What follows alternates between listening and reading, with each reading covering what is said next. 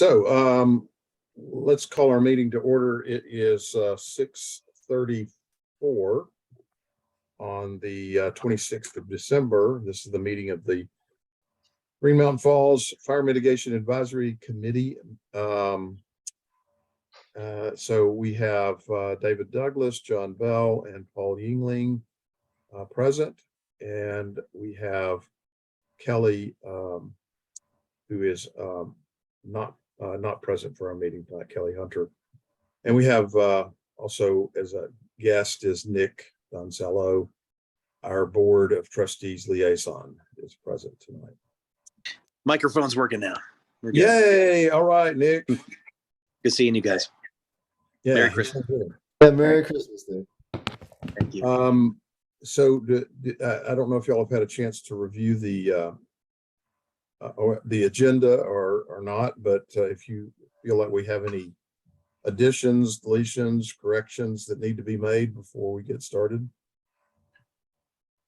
I would just like to suggest one addition, and that is discussion of the business card, Carolyn's interjection, and whether the format should be larger for the aging eyes, mine included, and maybe up from a business card to something that's much larger, 5x7. So, okay. Add that to the agenda. Okay, I'm going to do that right now. Well, can't do it live. Okay. Yes, so noted. We will add that to our discussion. And I would propose that we do so in item B of old business under the education program update and recommendations. Is that fine? Sounds fine. Thank you. Okay. There's Carolyn. She's joined us. Hey, Carolyn.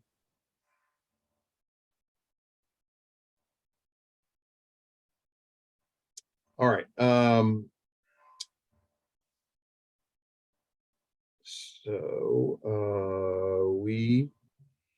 I guess we need to, do we have to take action on the changes to our agenda? I think we do. We have a motion to accept the changes to the agenda. I move to approve the agenda as amended. Second. Okay, all in favor? Aye. Aye. Okay, that's unanimous. Do we have anybody on the call who would like to speak? None. Okay. Then we will move to the minutes of the 28th, the November 28th meeting and the December 5th meeting. Do I have any changes that y'all saw that need to be made to those minutes, either of the two sets? For me. Nothing for me. Okay, do I have a motion to accept the minutes of the November 28th meeting? Motion to accept. Seconded. All in favor? Aye. Aye. It's unanimous. And then second, the minutes for the December 5 meeting. I move that we accept those minutes. Seconded. All in favor? Aye. Okay. Minutes are accepted and approved. Okay, moving to our old business on the CUSP grant right-of-way remediation project. We did have the meeting with the on December 5th to discuss the project. It was presented to the Board of Trustees at their meeting. The next meeting after that, they have approved the meeting, or I'm sorry, the project to move forward, subject to legal review on some some of the issues of making sure that we're not encroaching or creating a liability for the town in any way, and that if there is a liability issue, that it would be appropriately mitigated. And so town town management is handling that communication with the town attorney. Also, they have requested, I hope at this point, a document that would be a release of CUSP for any unintended encroachment. And we're also asking CUSP to provide a certificate of insurance naming the town of Green Mountain Falls as an additional insured for liability purposes. I have made the contact with CUSP, Adrian Knight, on that issue, and he said that typically what they do is get the contractor who's doing the work to provide the certificate of insurance naming CUSP as an additional insured, but he could get them to add the town of Green Mountain Falls as well. The town manager has requested, as part of this project, to move forward, that we would communicate, have a public notification that would be written and sent out to all the residents of Green Mountain Falls, informing them of the project, and that as part of that, we would hold a public forum at some date, in February would be optimal, so that we can get this all done as early as possible.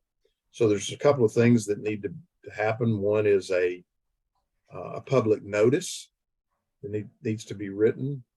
And the second thing is, in that public notice, that we would give a date certain for a public forum to give people a chance that we would tell people about the project and give people a chance to ask questions.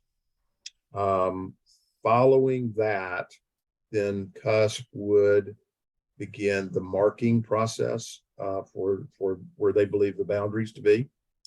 And also, as part of that, they will mark utility lines that may be in the rights of way that may have some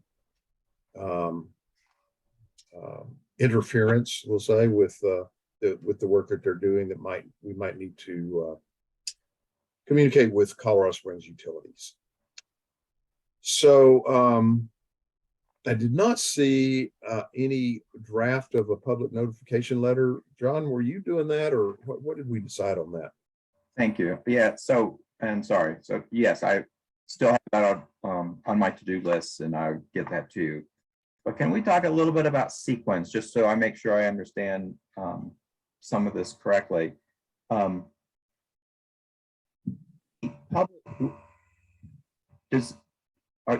way you just mentioned it, if I heard correctly, CUSP wouldn't be marking property lines until public notice and the public meeting occurred. Is that correct? Or did I mishear that? Well, I think what we're going to do is send out the public notice, the written public notification.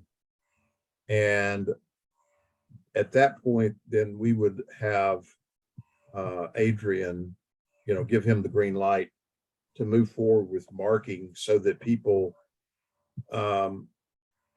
would know, kind of where CUSP believes that the property boundaries are. And there would be a period of time for people to, react to that. Very good. And then, that would be also a topic that could be discussed in the public forum.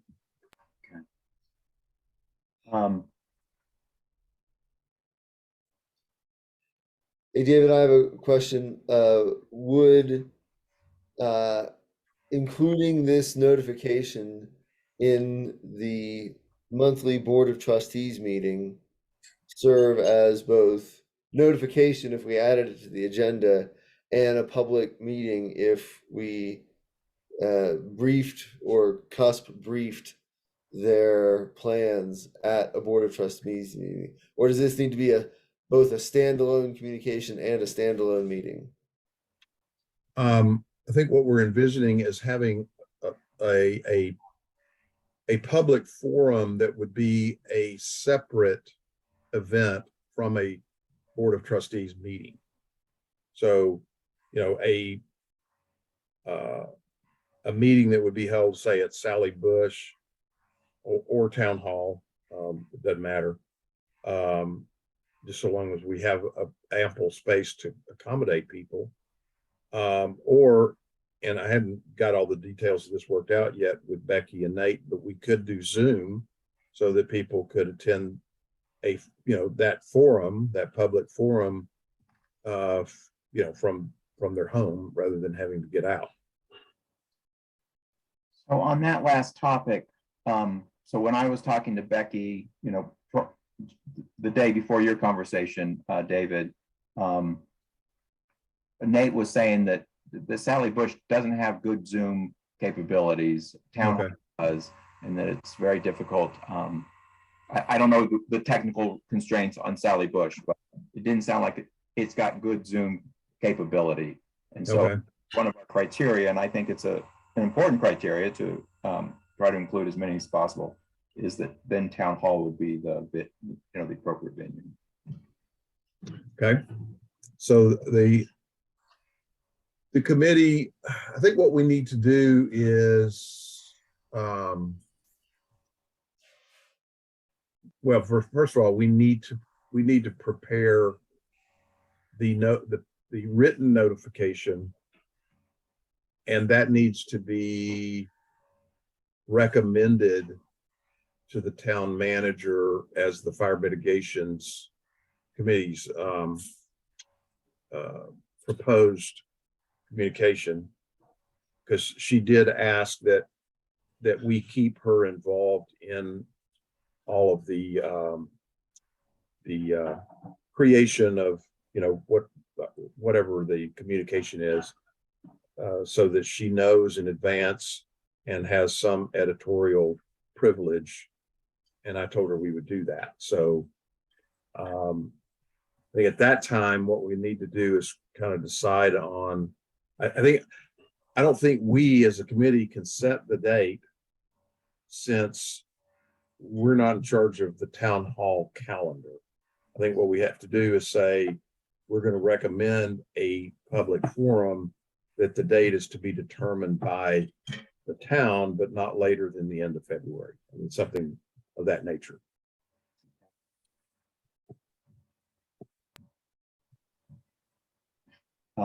Adrian will be included. Yeah, I think that would be almost a imperative that he's there, because it is a CUS project, and they will be responsible for the execution and implementation of it.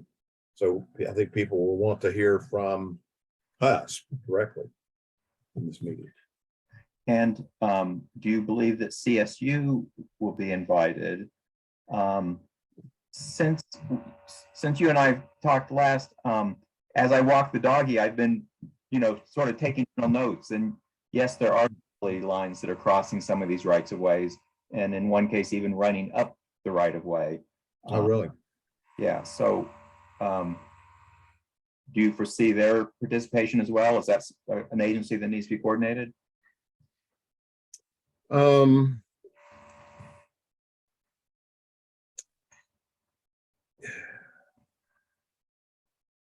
Potentially, yes. I'm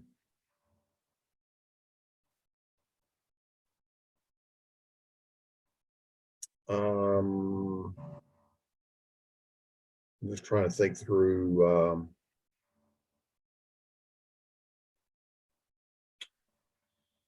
I guess first we would have to coordinate with them to see if they can and would provide a spokesperson, and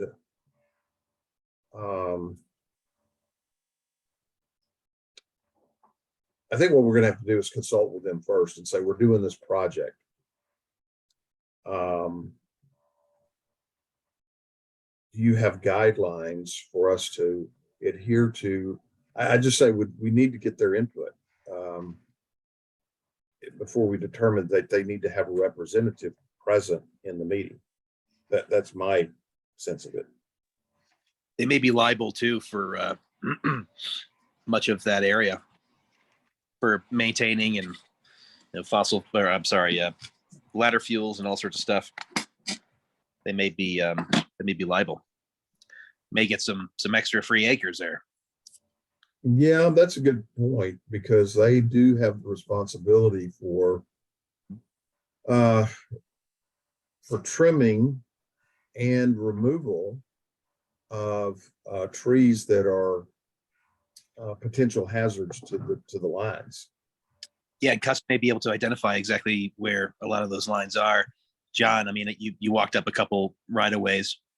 There's probably at least, I mean, there could be another half dozen right of ways with utilities. Absolutely. Yeah, no, I'm not suggesting I have an exhaustive list. I was just noticing that indeed, you know, it's going to be, the coordination will be required. Okay. All right.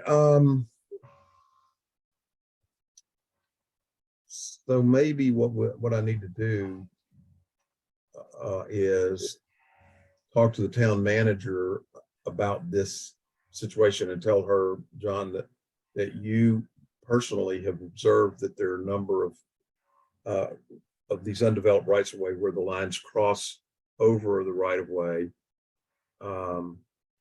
and run through them, and that we probably do need to confer with CUSP and let them have and let them know that this project is about to take place. Yeah, so to be specific, it runs up one, and I counted across two so far that I've counted. So, but if you know, but those will need, you know, again, to the next point, that's not exhaustive, so we need to look, you know, I'm sure. Yeah, certainly utilities they're gonna know where their stuff is at. So maybe hopefully Becky's got a hookup there, a phone number to call that maybe they can send some geolocation maps and stuff to Nate to look at and forward to you guys. And UTC is definitely fires up. And I asked Nate for an overlay of CSU, and he was concerned that his overlay wouldn't be comprehensive, that it wouldn't, you know, be complete, and that a visual inspection would pretty much be the only way to ensure, you know, a comprehensive list was understood of where the, you know, when lines were crossing and when lines were traveling up the right of way. Okay.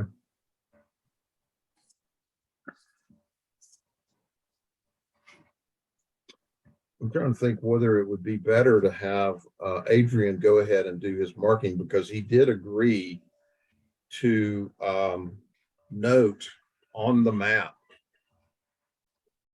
where the lines are when he's in the field doing his property boundary marks. So he asked if we wanted him to just identify the poles, or did we want to identify the lines?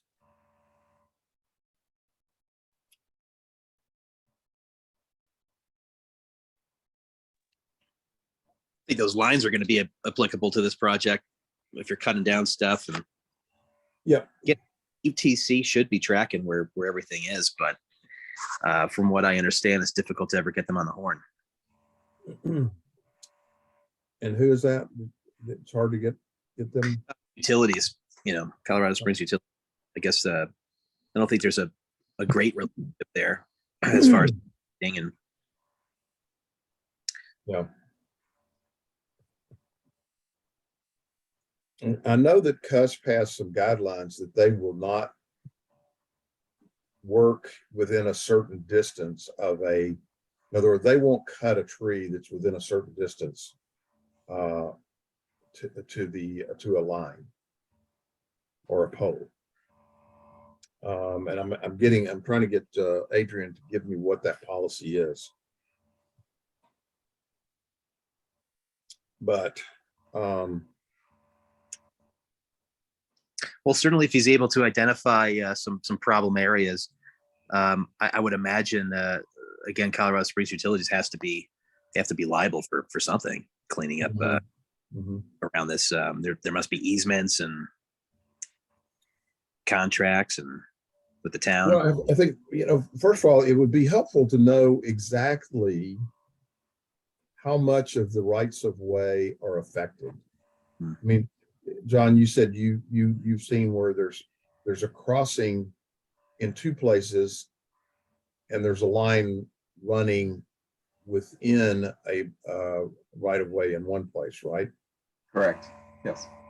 So that's 3. And I guess if we had a situation where there are only a few spots where that occurs, then it's not that big of an issue. I mean, if we have utility lines running through all of the undeveloped rights of way, then that's going to significantly impact our project in trying to get all this coordination done. So it seems like we probably should make contact with CSU, see if they can give us an overlay, and determine what their response would be to the whole issue of whose responsibility it is within the bounds of this project.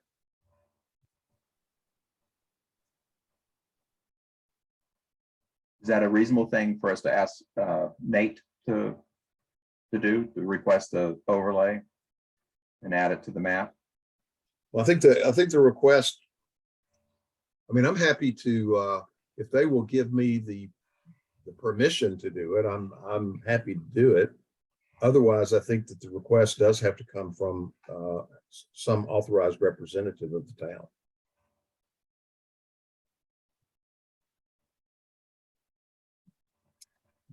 Because if I'm not authorized to do it, I'm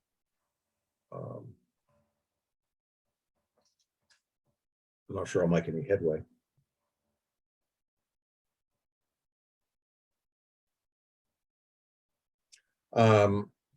So yeah, I tell you what, I will call and talk to Becky about it because she's the one who first brought up this subject with you, John, after our meeting that was held. Was it after the trustees meeting? Yes. Okay. She brought up the issue of CSU. So, I mean, it's already on her radar.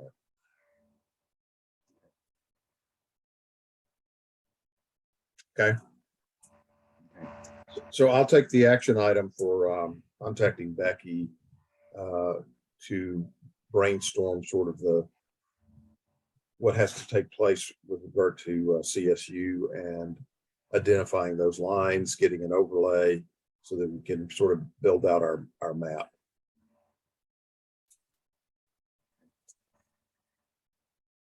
And in the meantime, we need to start getting a draft of our public notification document.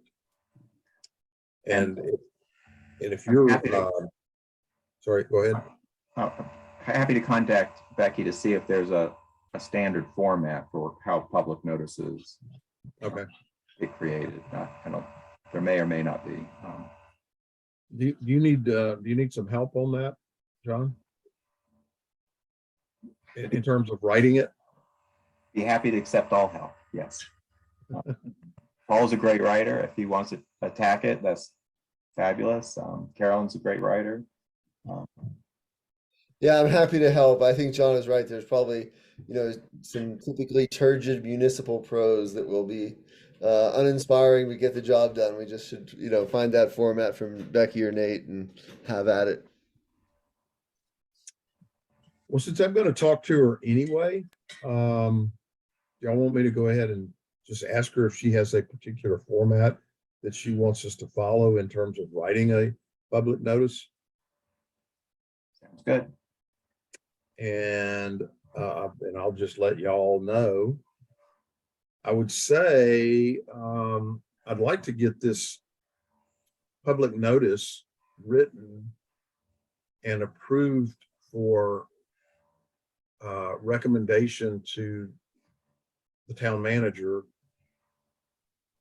I don't want to wait until our next meeting. That's, I guess, what I'm trying to say. I don't want to wait a month to have a draft and our approve it and then recommend it. I'd rather go ahead and get it sooner than that if we can. And if we have to, we can call a quick meeting of the FMAC to review it, discuss it, and approve it for a vote to recommend it to the town. Does that sound okay to y'all? That's, yes. But I kind of need to know how long you think it will take to knock that out. You think you can do it the next couple of weeks or next? In a week, I think. Okay. So let's say you let me know your progress, and sometime the week of what is 26 is next Sunday. So the week of the 2nd, we'll plan to have a quick meeting of the FMAC that week, depending on how you're coming with the draft. Okay. Okay, to review and approve that. And I will make it a point to talk to Becky this week and get back to y'all. Okay. Any other comments or discussion on this grant, the right-of-way remediation project?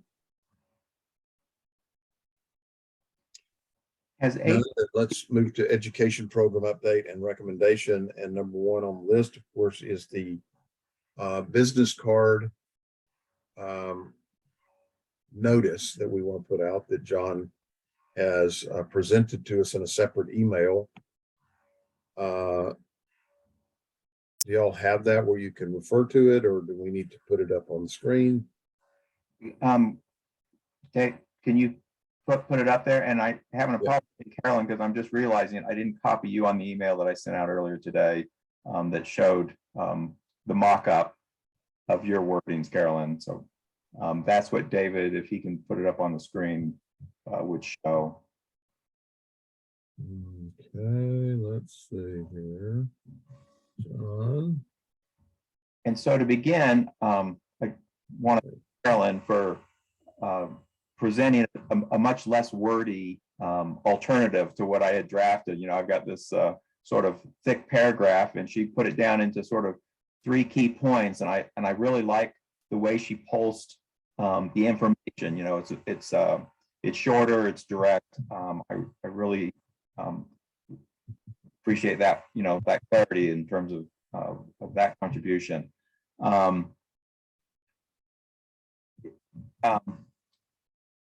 you able to put that up there, David? Or Well, I am trying to get there. Hold on, just a quick second.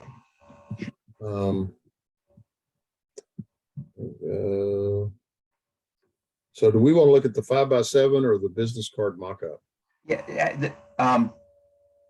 yeah, the 5x7 mock-up maybe, or is that what I? Oh, you want to look at the 5x7, not the business card? Or Carolyn's. Why don't you put up Carolyn's? Whichever one is easy for you to put up. Can y'all see that? Have I got it? Have I got that? Yeah. No. Okay. Let's see here. There it is. All right. How about now? Yes. Okay. Okay, that's the business card mock-up. And I really do like having it have fewer words. Agree. That piece and the fact that it's, you know, side 1 is broken up into sort of 3 thoughts. I like that a lot too. I am going to get a little picky about some of the word choice, and this is, boy, I'm not a communications person, so it's about how words, what they connote, and staying connected wasn't quite the message I was intending to deliver, because connection implies things going two ways and they're ongoing. And that's sort of my connotation of how that is read, versus what we were hoping for people to do was to sign up to to voluntarily sign up to be part of the list, which is more of a one-time activity. And of course it needs to be maintained and updated, but that's my own sort of nitpick on the messaging. But I think, and Carolyn, forgive me, I'm just, but the keep track of you also is probably not a message that I was intending. The keep track of you, I think, may not appeal to our libertarians, and I'm one of them. Is like, I sort of feel like it's more about adding, one thing is to add your name to a list. Another thing is to suggest being kept track of. And I think I can barely keep track of myself. So I'm being very, sort of picky about those two phrases, but I think the simplicity I really, really like. And I think that's a big plus. And I agree with you, David, less words is better. Would reach you in an emergency be a bit more help oriented? And I'm only speaking for myself, and I don't want to dominate, because it's just one brain, right? We're social beings, and we need to be thinking about the whole society of who's receiving this message. And so I don't want just the limitations of my own thoughts to limit the quality of the messaging. And so I think that's important to sort of, and I'm just asking you to balance me out, because that's what I need. The reason, may I talk?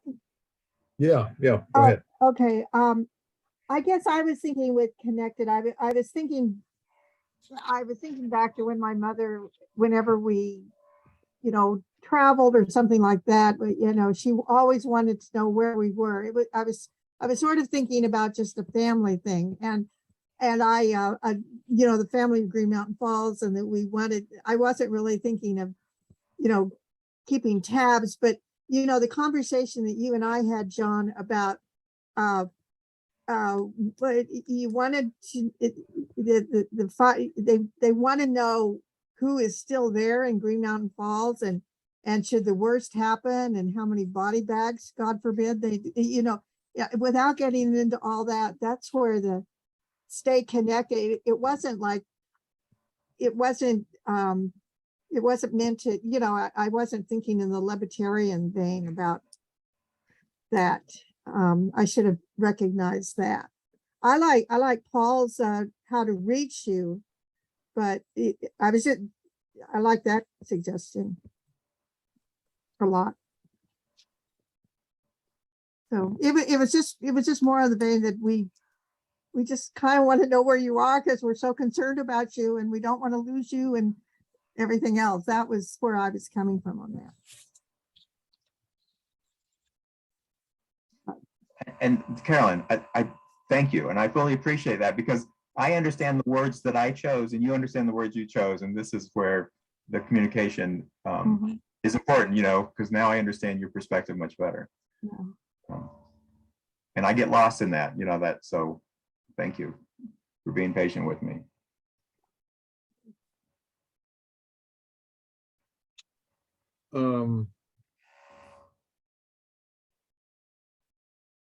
So what we're really trying to do is come up with something we feel good about in terms of the red, the words in red.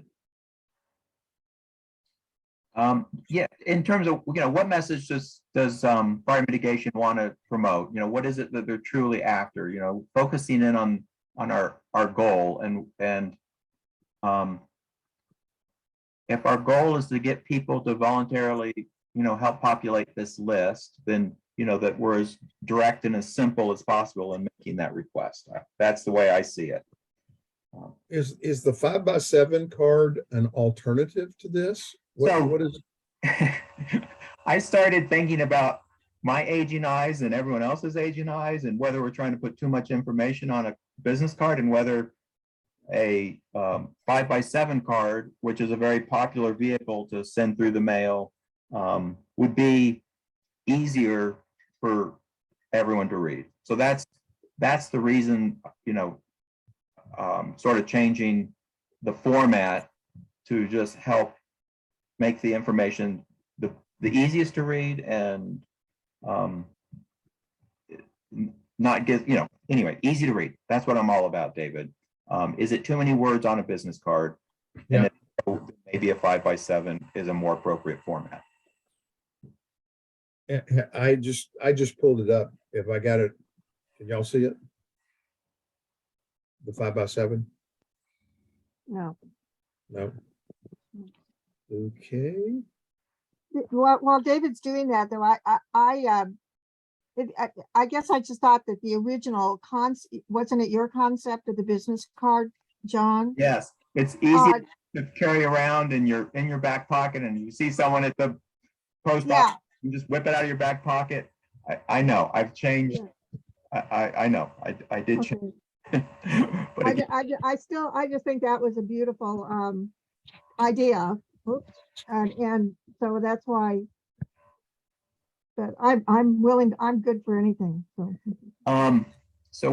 so this is it. I was afraid about this. So when I put that together on Publisher, I requested a 5x7 format. I noticed when it got sent to a PDF that it was changed, and I was hoping that the border, the 5x7 border, was going to be present. You're not seeing that. So this looks huge because it's now formatted on 8.5 by 11. But the idea would be to have these on something smaller. Maybe it's 3x5. I don't know. And maybe I'm overthinking it, and a business card is not too small. But anyway, each of the pages was just reformatted in. I have a question. Why do you think that it's necessary to explain that the town staff does not have a list of residents? Why do you feel that's necessary to tell people? I mean, do they really care?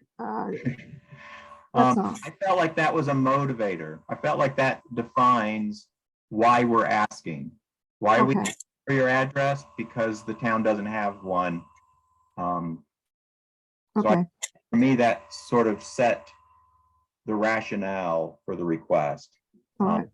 And again, I've got this analytical chemistry brain that sort of sees things in those sort of linear paths, and it may not be the best way to communicate the message. Well, my take on it is it adds credibility for the reason for the request. It's a valid reason that we would want to make sure that an incident commander, in the event of a wildland fire or other disaster, has a public, there's a document that has some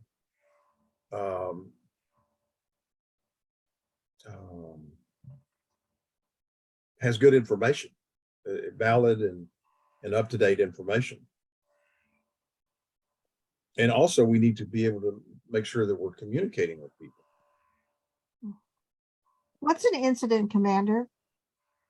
It would be, in the event of a fire or any other emergency, the Office of Emergency Management for either Teller or El Paso is going to assign somebody who is a sort of an on the spot. This is the person who is in charge of this emergency. They're managing the entire process of, getting people in and out and equipment in to fight, and whatever resources are required.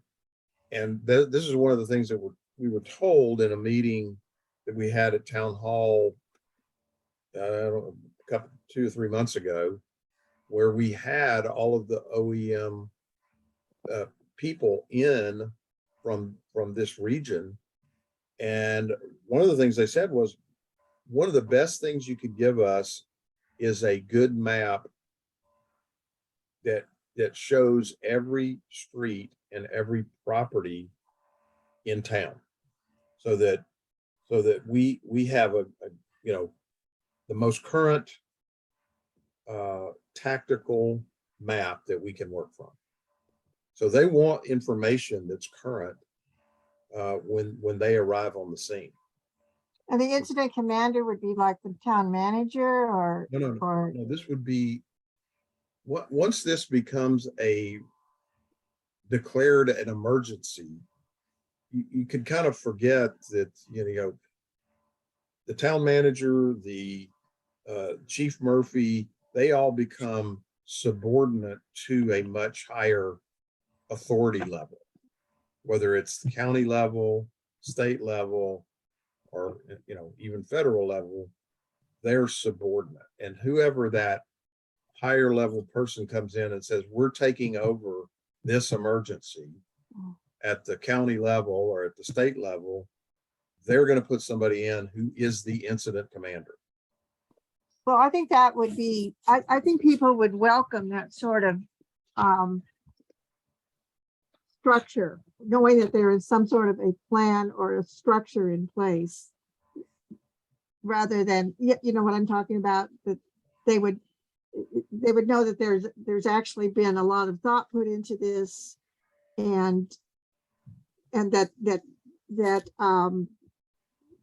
there's somebody in charge who knows what they're doing. So I'm glad to know that. But you raised a great question by asking what is an incident commander, because what you're saying is, you're telling me this isn't at a 9th grade level. Not everyone's going to be able to read that and understand what that means. So maybe language is too high or too specific. Well, I don't know.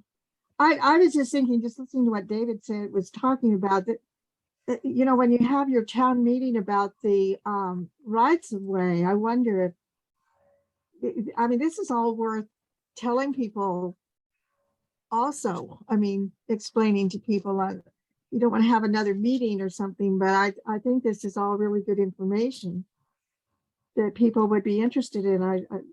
So have David stand up there and talk about it or something. I think Yeah. ultimately, Can I have a question about the website. So just to clarify, this link on the screen is to my Google account, That's correct. but we're not going to use a private Google account for this registry, correct? I'm going to rely on you, Paul. Okay, so yeah, let me just It's Mr. emphasize in the Database. strongest possible terms. No, that is not a good idea. Okay. And I think it's fine. We have a link that I've created for this QR code if you want to get information about local, the events, the movie night, the school event, the whatever the events are. But in my view, we should have no business in operations, and especially no business in maintaining a town database. And I'll just paint for you the worst case scenario. You can imagine if there's a town database that says, first, if it's maintained by a private individual and that private individual goes on vacation, that database is lost to the incident commander. If it's not a town responsibility to maintain, and we create a database that says there's a handicapped person at the far western edge of Hondo, and we have a firefighter fast rope into a fire to get that person, and that database is wrong, we have just put a firefighter at substantial risk because our database isn't updated because we don't have the ability to update it. So it's really important that, in my view, we stay out of the operations of emergency incident response. I think by all means, educate, provide information, publicize information, but keep us out of the operational chain of command and operational flow of information, because that is a significant risk both to emergency responders and to the town members who'd be relying on that. So the QR code that you set up, Paul, for people to fill out that form, that was set up to populate a spreadsheet that is your personal Google account, right? Right. Okay. So is there a way to set up a town Google spreadsheet with a QR code that people can do the same thing with, but it's not going to your personal account, but to a town account?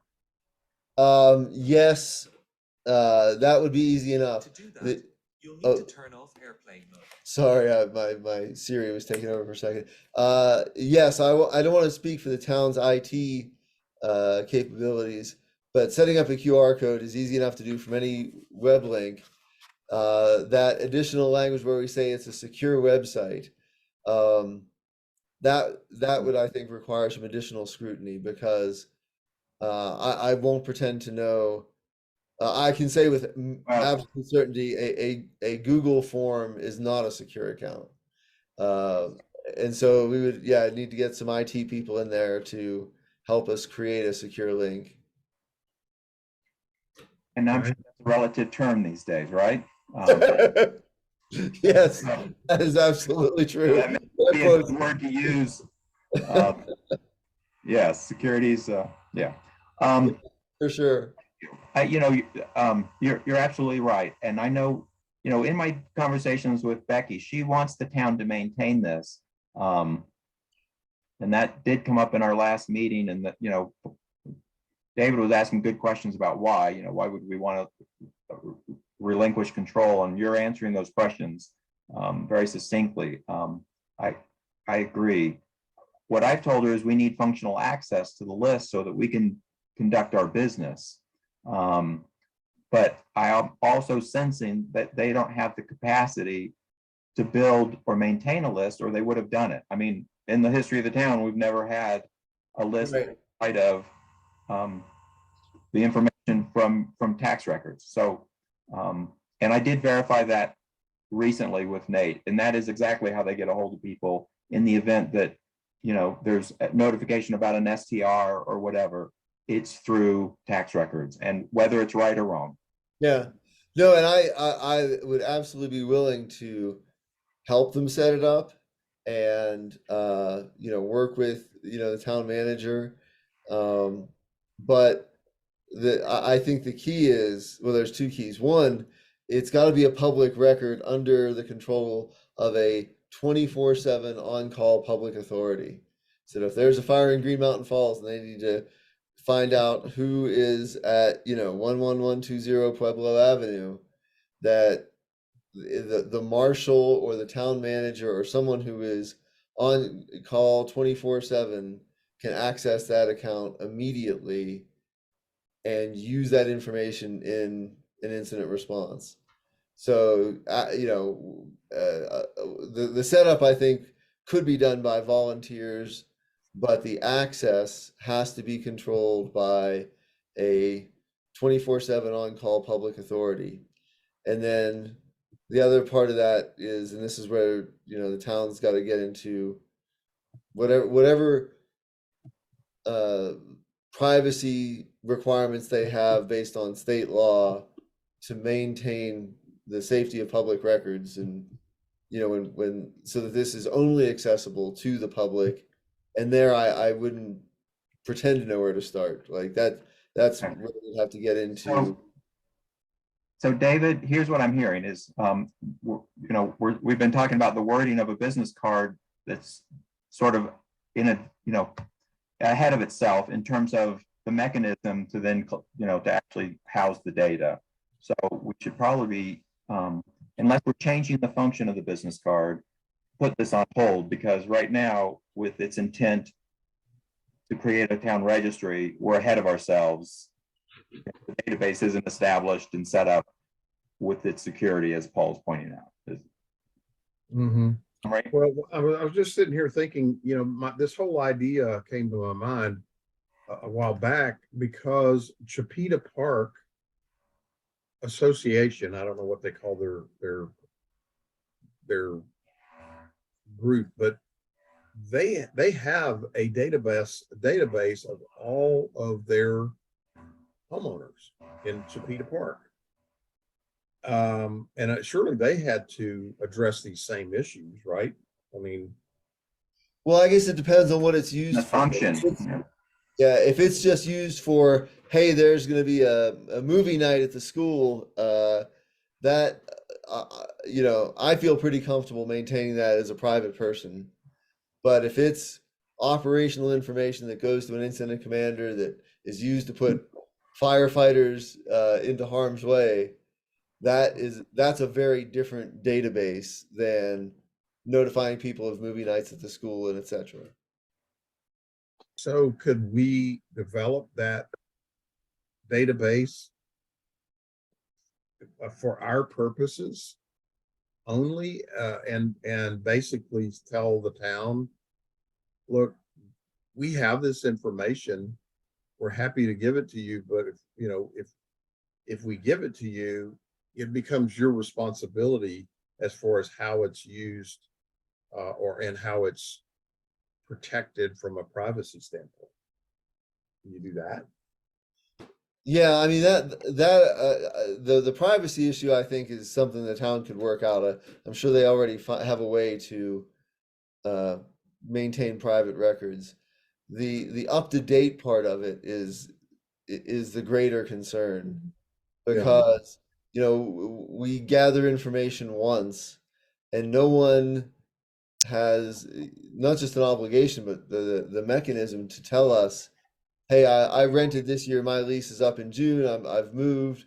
If they fill out our survey that we've created with this Google form, they never tell us, hey, my lease ended, I left. Yeah. And so, or I had a handicapped child, but that child has now gone off to college or whatever. That information is not, there's no mechanism to update it. So that's why, I think we have to be very clear about staying out of the operational flow of information in an emergency incident response. Forgive me, this is probably my old soldier, instincts talking, but No, volunteers should maintain emergency information. I'm sorry, that gives me the heebie-jeebies. Well, So- it sounds to me like, I mean, from this conversation, I don't like the fact that the fire department, that the fire mitigation committee is, well, should we be getting in? I think that it's up to the board to be proactive about the technology and not just for fire mitigation, but for whatever you need it for. They need a committee or something of wonks of technology wonks to work on this. This really isn't our job. This isn't your job. To me, it doesn't seem like it's really your job. So I agree with you, Carolyn. I'm going to make a suggestion, and so we can move on. I'm going to suggest, Paul, would you be willing to, if we want to maintain this idea of a business card to get people engaged with fire mitigation, that you word it so that it does exactly what we functionally do and want into these, stay out of the scary zone of incident command. So, do you think that's reasonable? Yes, yeah, I think that the concept is a terrific one, and if we word it in such a way that we communicate the things we're doing, I think that's possible.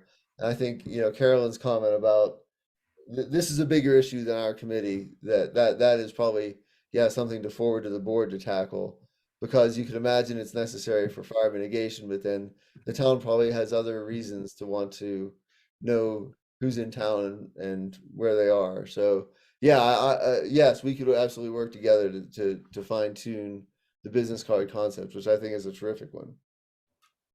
Okay. David, are you happy with that compromise? Yeah, absolutely. Nick, any concerns from a BOT representative? I think, obviously this list shouldn't be anything that's going to be a primary source for operational, some incident commander to go off of. I think you guys were talking about at one point, trying to identify some folks when you are going door to door, who may be kind of like street capos, who can kind of take tabs and accountability for those that may even move out. Unfortunately, elderly or needs, special access needs, folks, that may have passed, or to keep up on that, not necessarily quarterly, but maybe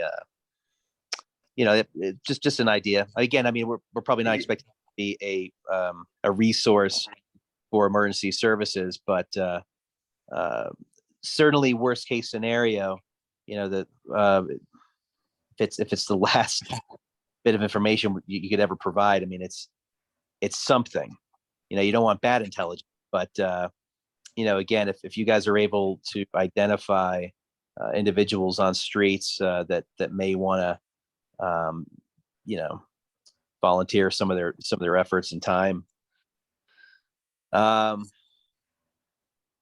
Again, you guys are going to be going doors for, you will be collecting information, phone numbers and email addresses, distribute information, and of course, hopefully identify for aging community members that may need some help. But that the board and certainly staff I'm sure will be very, very open to this. As always, it takes a little longer, to start executing your plans, because there's CIRSA and legal. We always have to, I guess, double tap with. But again, I mean, whatever I can do. I mean, you guys have my undying support. But I think I mean, you guys are definitely moving in the right direction. This is going to be a good. You're certainly going to have I think a lot of volunteers. I know. Again, I'm sure you guys are tracking that Darlene Avery was kind of throwing into the ring here a possibility of some of her folks down there at Church of the Wildwood that would want to get involved in this as well. I mean, if you guys need bodies, you probably have to prepare a scripted, something scripted when you guys go door to door, of sorts. Yeah. I don't know. Can I restate for me, John? So we're gonna put this on the back burner. What are we doing? Restate that for me. So here's my suggestion, is that we adhere to the business card concept, but that the message gets toned down to be specific to fire mitigation's wants and desires, what our mission is, so that and was asking for Paul's help to word it down in terms of specific to getting people to volunteer to the database that he's already created. That's all we're going to do is basically we'll be soliciting interest for people to learn more about fire mitigation, and there'll be a very simple message of that to that effect. Side 2 can still say the same, because that's county notification, first alert, here's how you get involved with first alert. That's just good information. So side 1 is an invitation to populate Paul's database. Side 2 is first alert. That's my suggestion. Okay, I like that. Could I have a quick question? How small can that QR code go, Paul? Pretty small. If it can be picked up on a phone camera, phone camera can expand out. So as long as you have a good printer where the dots are distinguishable, it can get pretty small. Okay, I was just, yeah, okay, that's good to know.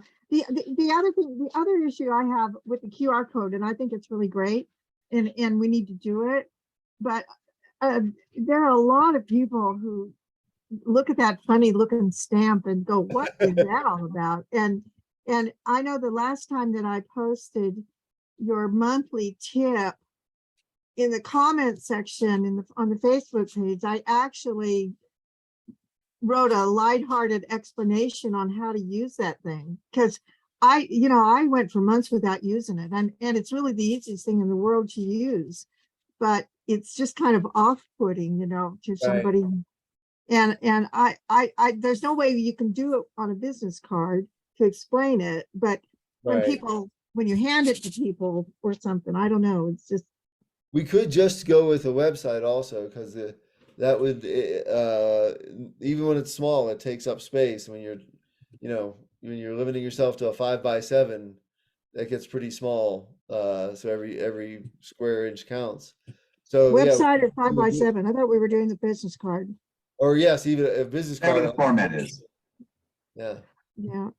Well, I like the QR. I mean, people who are familiar with the QR code will definitely use it. So.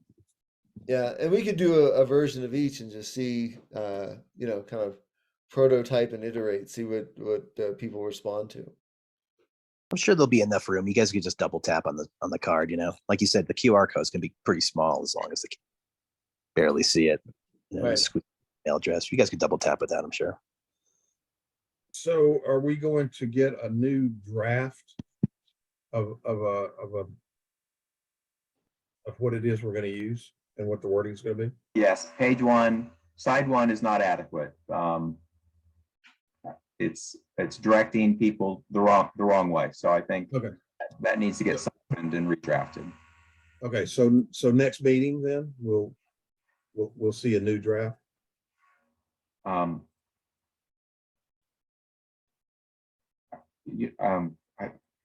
I'd sort of would like Paul to take a stab at it, because I think he has a very clear idea about where the line should be drawn, and but yeah, I can absolutely I can have something done by the end of this week. Okay, and you'll just send that out. Yep. Okay, perfect. And in our special meeting that we have to talk about the public notification communication, maybe we could act on that as well. Right. Okay. All right. Shall we move on then yes. to our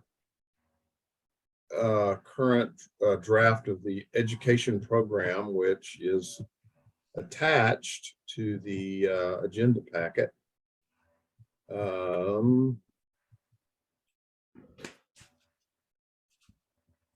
That's not it. This, I just cut and pasted from your email, John. Okay. And put this on a Word document, and so this is what you presented to everybody in an email. Okay. I think this is very similar to what we saw last time, right? You made some changes. It is very similar. I tried to get more specific in terms of what our goals were, and then how, what actions we wanted out of the results of, our activities. So it just got more linear.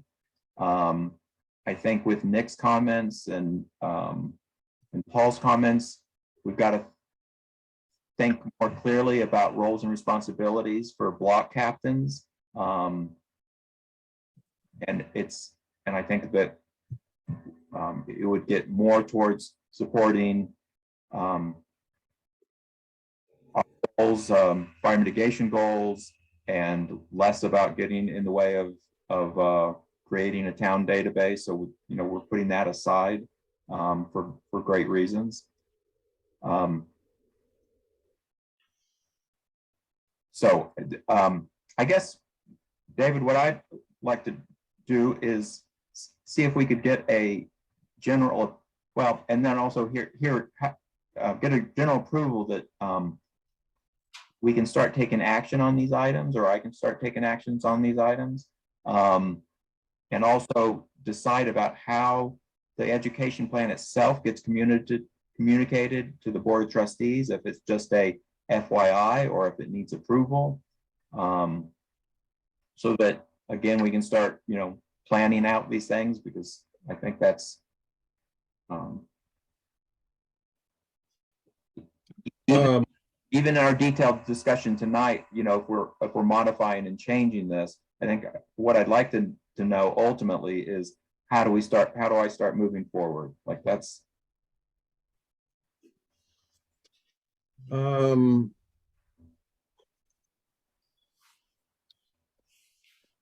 I would say, based on my recent interactions with town management and the board, it seems like a program like this, which involves the town and the residents of the town, really needs to be done with the knowledge of the Board of Trustees and the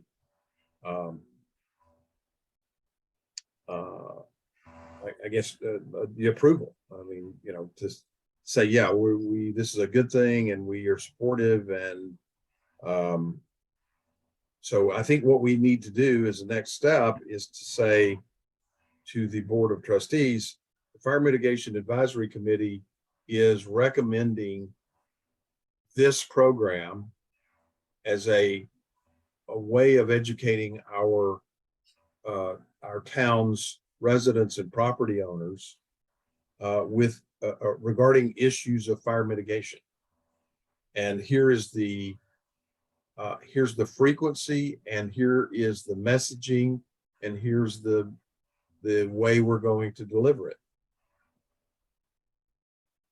So that it's really, I mean, this document is probably not the document we Correct.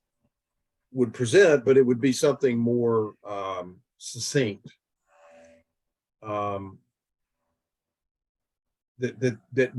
That's enough information that they could say, yeah, we're behind that, and we're supportive of the Fire Mitigation Advisory Committee doing this.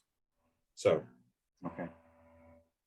Nick, do you agree with that? Do you think the board's going to want, the trustees are going to want to pass, have some say in this? Yeah, I'm sure it'll be a discussion. It always comes down to liabilities and policies, regarding legalities of collecting information or whatever. I mean, I hope you guys aren't discouraged with collecting as much information as possible, because it is something that could be passed, to the committees to the left and right of you, town staff, and the board, even on contentious issues. Surveys go out, and as we know in the past, there wasn't a whole lot of participation or selective participation in recent years in surveys. I mean, it could be a tool that, if it's not going to be utilized as a primary source for incidents, it's still something that you guys would be able to quarterly kick out information. And again, committees to the left and right of you, town staff and the board might be able to utilize as well.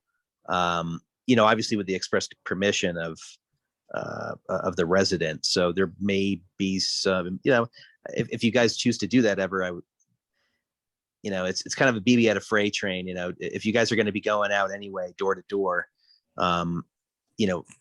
check every box, whatever you can think of that even, again, people to the left and right of you. I know this is a, primarily a fire mitigation committee, drive, but I still would recommend that you guys try to collect as much information as possible with generic privacy statements, that it's not going to be used to be sold, or, they're not going to be getting advertisements or anything crazy, or any overload every month of just, junk mail in there. It needs to be utilized for you guys to kick out as much information as possible. Then, just thinking, larger scale, outside of the fire mitigation committee, there's a whole bunch of things you could probably, that the town could probably that benefit, and the community as a whole, for there being some sort of database. But if that's done, it could be, I always like kind of double tap and triple tap and stuff. I mean, whoever maintains that, it doesn't necessarily need to be just one particular committee or staff member or board member, or I mean, it could be understood that the residents agree to the other committees possibly having that information. Again, the staff, board members. I don't know what the scope is, what you guys really want to tackle, but it would be What we're beneficial. talking about, Nick, is the education program that we've outlined here. We're not talking about specifically this issue of a database. We're talking about some set dates and times throughout the year where we're going to communicate through, various means, with the residents, whether it's through the mayor's forum during Green Box, or whether it is, chipper days, or it is, this right away project. We're trying to put forward a specific agenda of education. Different and media, topics. yeah, different mediums through the chipper programs and everything. Right. And And so we want to, so what I think the question really is this something that the board needs to have visibility of and approval for? Yeah, I think that's probably what, if you guys are communicating with Becky, she's probably going to recommend anyway. I think the more that the board is aware and tracking what's going on, I'm pretty confident that they'd be very supportive in this. Like I said, I mean, everything takes a little bit longer, it seems, these days, just legal aspect, but I do believe that you're going to have an awful lot of support. I mean, we're all residents and all the board members, and I think you'll be pretty golden there. I think communicating with the board, you certainly have the opportunity for our next meeting, to kick that off when you do your committee reports. Just engage. Take that opportunity. It's right around the corner here. Okay. And then, you certainly get some feedback from everybody that's there. Yeah. Okay. What do you guys think about that? Yeah, I think the issue is, it's a pretty simple question. Do we need to put something together that we go to the board of trustees with and say, this is a recommendation for informing our community, and here's a program that we are recommending to you and want you to be aware of it and supportive of it. I think that would be a great idea. Yeah, I think that would be a great idea. Again, our next board meeting will be coming up pretty soon, and you'll have an opportunity to, kind of pitch it then as well and communicate that to the rest of the board. Yeah, I don't see that ever being a problem. You're gonna have a lot of support from the board. Okay. With that, then, David, let's start at the top and just verify that these are the goals that we want our education program to focus on. And so, following from your goal, of developing an education and assessment program, I broke that down into 4 goals.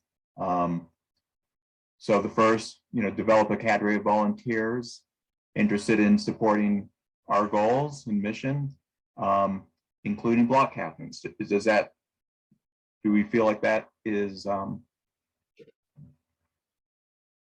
not only what we want to present to the Board of Trustees, but that it's supportable, that it will get a thumbs up? Yeah. Okay. Number 2, encourage residents to voluntarily, okay. So this is, maybe number 2 goes away. Or we reword it, Paul, to something that's gentler, or more specific to a fire mitigation list. Hmm.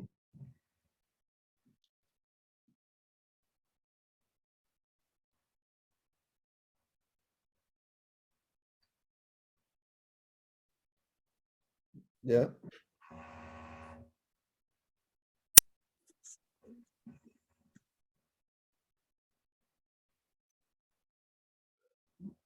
Okay, so should the wording then be altered? Encourage residents to voluntarily enroll in the fire mitigation's contact list, or does one satisfy it, and we'll continue to use your database, but it just won't be attached to a goal?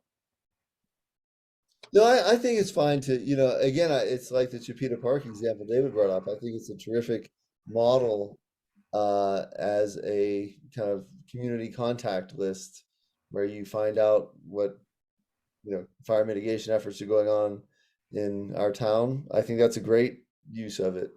As we just, in the wording and in practice, just keep it completely distinct from operational issues, then I think we'll be okay. If we could develop this block captain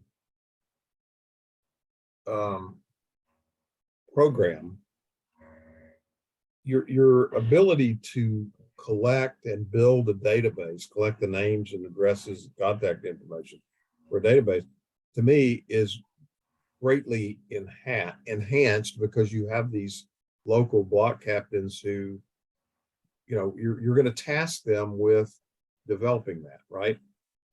Yes. And to be part of the overall community education process and communication process. So Right. to me, number 1 sort of begets number 2 as part of what are these block captains going to be responsible for? Right. That's the way I see it. Yeah. Matt, And for is you're probably going to identify, a second, so a block captain and, another schlepper. Yeah. Probably going to be necessary. Yeah. How certain are we can really get people to step up and be block captains?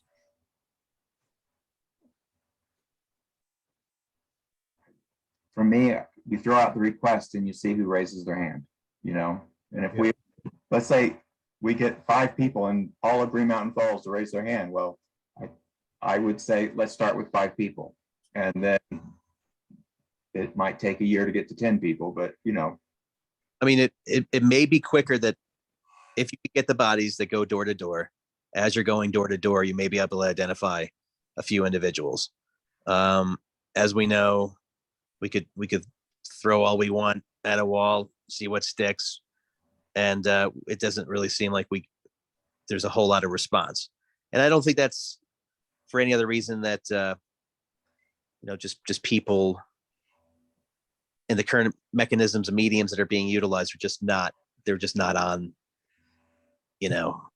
either Green Mountain Falls government page or maybe not even Facebook. But I mean, are you guys, how committed do you guys feel you are to, going door to door, maybe trying to reach out to, perhaps even Darlene again? There may be a lot of bodies she can scrounge up for that mission, but it seems like if before identifying the captains, you may have to, you may have to go door to door just to identify the captains. It's a lot of elbow grease, but I don't know what you guys think about that. Yeah, I think once if we can provide concrete examples of what a block captain does, like I'll help you carry your slash to the curb so that the chipper can chop it up, or I'll let you know when there's new information about a town meeting about fire mitigation. In some ways, this is just being a good neighbor. Yeah. If I know my up the hill neighbor has an artificial knee, and he might need real help if he had to get out in a hurry, and I would run up the hill and help him because I wouldn't pretend to be a firefighter. I'd just be a good neighbor. Right. Neighbor who needed help, I would go help them. So identifying, duties and responsibilities for what these captains, will ultimately be responsible for. Yeah, that'll be essential for you guys to come up with.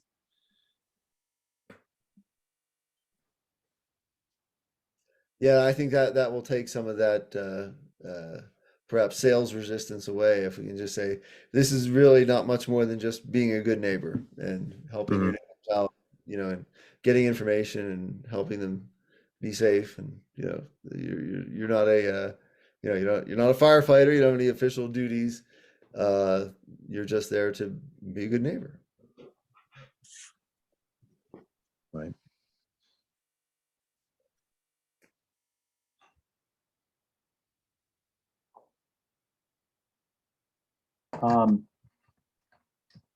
Shall we continue to validate the goals?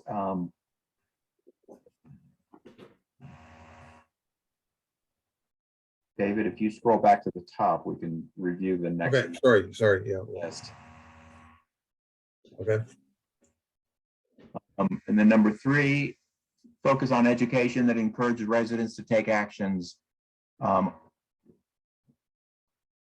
I think that one's agreeable. I think that and shouldn't create resistance with Board of Trustees. I'm not certain there's anything there that's contentious. On that 4th sub-bullet, Carolyn's made an important note of whether that ratio for CUSP is 70-30 or 60-40, and I got to get those numbers right regardless. Yeah, getting people to take advantage of that grant money is I don't know how much of that has been used up at this point, but that overall grant is the same grant that the timetable is the same. It goes away either at the end of this year or part of it, and at the end of 24. So if people want to do this, this is one of those things they need to get on and make their application.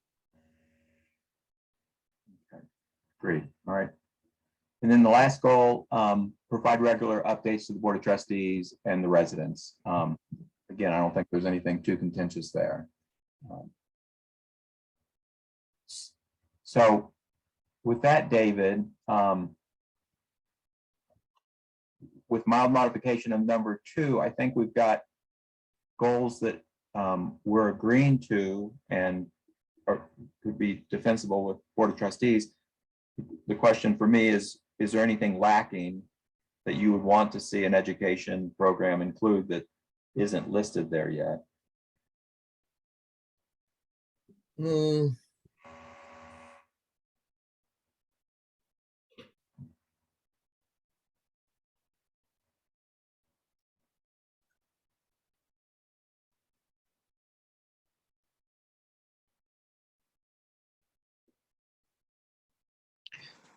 For the education program, does it include informational about canopies 10 feet apart, ladder fuels off the ground several 10 feet, things like that?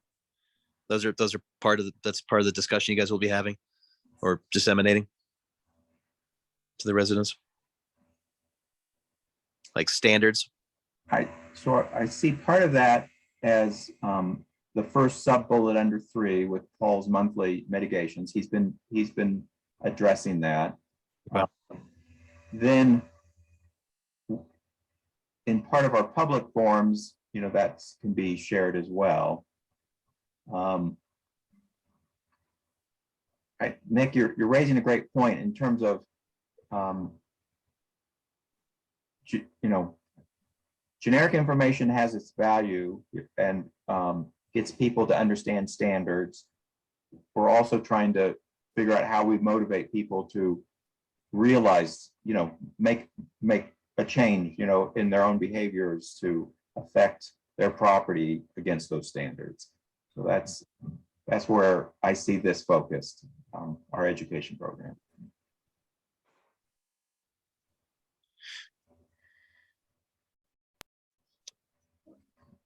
I'm not sure how Hope Restored fits into this. To me, Hope Restored is a resource. Okay.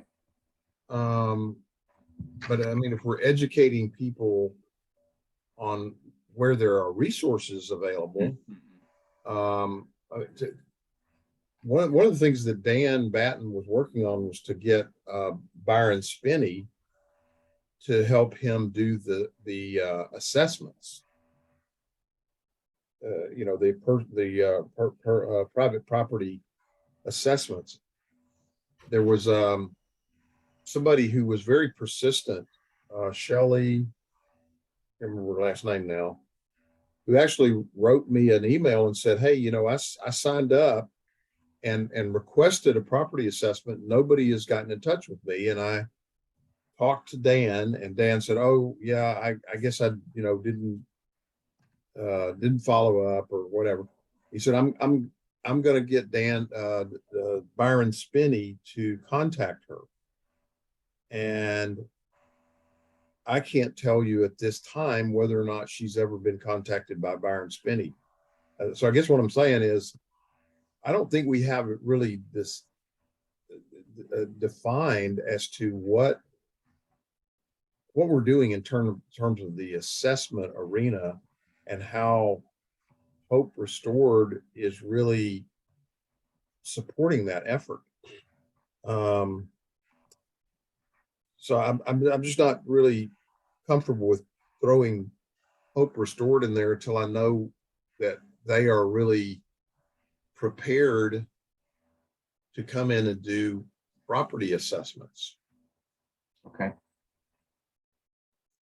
And so the one above that, where it says property wildfire risk assessment, who's doing that? I mean, Dan is now on leave of absence, and we don't have anybody that's doing that. Good point. Dan and Byron did come out to my property at the beginning of December. Okay. So when the database or the request first got issued, that's when Lisa and I we made a request for property assessment, and that was finally fulfilled at the beginning of December. And so I guess was one of my questions is because within the sub goals, I took away other references to the wildfire assessment or property assessments.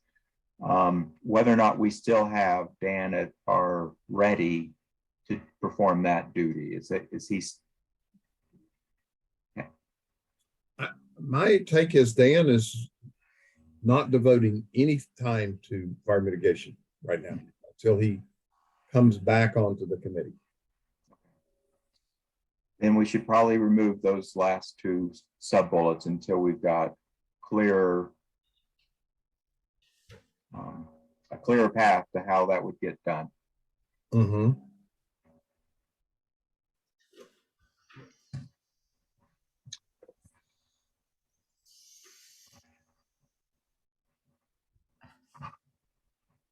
So if you get rid of those, what you have left is what we're going to do is a monthly fire mitigation tip, a focus on the right-of-way project, a chipper day, and CUS grant money. Right? Those are the 4 education topics, or the 4 methods of education.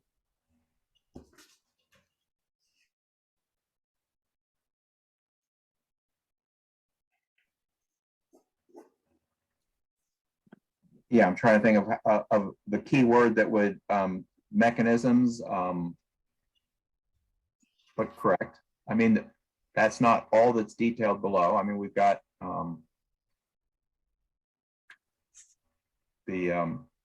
an educational hike with, connected to, Right. Green Box. So Green Right. Box asked,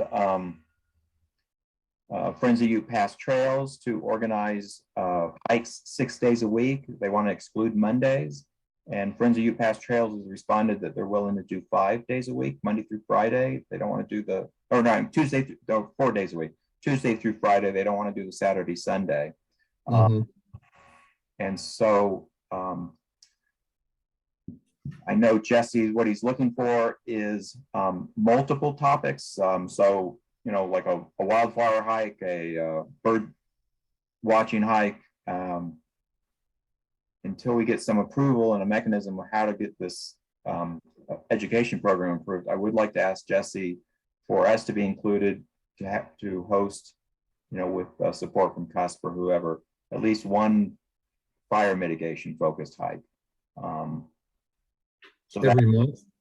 no, during Green Box. Oh, dear Green Box. Okay. During Green Box, yeah. So Okay. got right now they want I think 2 weeks of hikes. So that'd be 2 weekends, potentially 1 to 2 hikes. Okay. What And the mayor forum and action? other items. What action would you want tonight on this education program? I would like approval of the goals. I'd like us to say that, you know, these are the goals that we want to pursue and that these are the goals we want to present to the Board of Trustees. And then that the actions, even, you know, not necessarily the right months, but that that those are the activities that we would pursue and agree to pursue so that I can start pursuing, you know, contacting the fire chief about chipper days and seeing if we can get in the schedule for, you know, 2, and talking to Jesse about getting a hike and, you know, trying to figure out how we fit into the mayor's forum. And so that's what I'd like, is approval about that we've got the right goals and that we've got the right key actions to pursue. Mm-hmm. Start laying out a, you know, a more definitive plan. I do think that we've got to do something on assessment. So I think you have to keep the education goals has to include risk assessment, and we have to figure that out. So I would make I mean, I would be willing to, unless Paul has some more questions or discussion, I would be willing to make a motion right now that in order to get this moving forward, to get some of these key milestones, that the Fire Mitigation Advisory Committee accept this this education program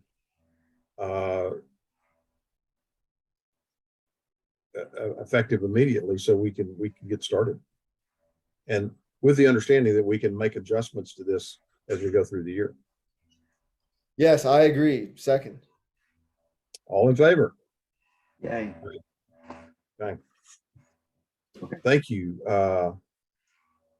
So I've got a couple actions. One is I'll simplify this in the next day or two in terms of something that could be presented to Board of Trustees. Okay. And I'm also going to,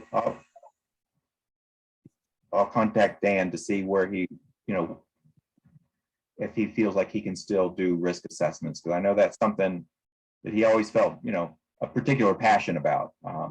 Yep. All right, thank you. So next thing on our agenda is the two documents that Paul has developed on the monthly tip and the January communication. And those are at the very last here. Let me see.